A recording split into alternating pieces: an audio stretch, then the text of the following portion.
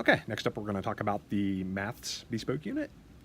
I hope you already watched the video on the Logix Bespoke unit, because I'm going to graze over this. The patch that I have set up is nearly identical. I've got two global chains, A and B.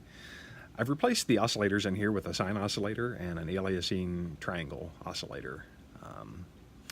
And just as before, these are routed out to channels 2 and 3 by themselves, and then they are both fed into the A and B inputs on this Maths unit.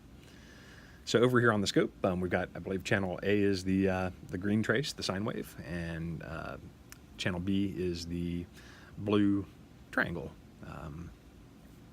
So when we enable the Maths unit, we'll unbypass it here, and first thing we get out of it is a nutty looking signal. And this one, we'll go look at the operations here. There's only 3 in this one. There's max, min, and mean. So I know some of you are probably saying we've got, hey, there's a max and a min, so why did you need an and an or in the Logix unit? But they're actually designed to work a little bit differently.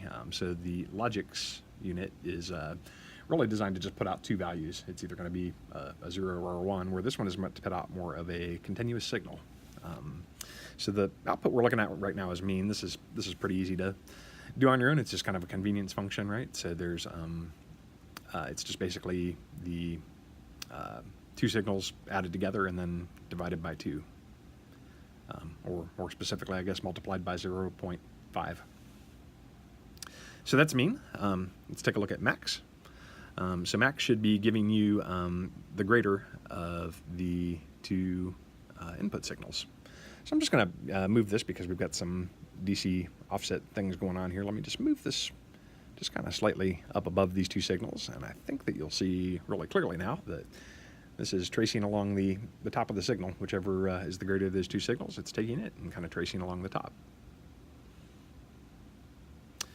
And I bet you're all going to be able to guess what min does at this point. So let me just flip over to that, and we'll adjust the offset here and just kind of move this down just below the bottom. And I think you'll be able to see here that we're now outputting the minimum value of the 2 inputs. So we're just kind of nicely tracing along the bottom there. That's it for the Maths unit right now. There's no controls or parameters or anything like that. So it's just feed it in, and what you get is what you get.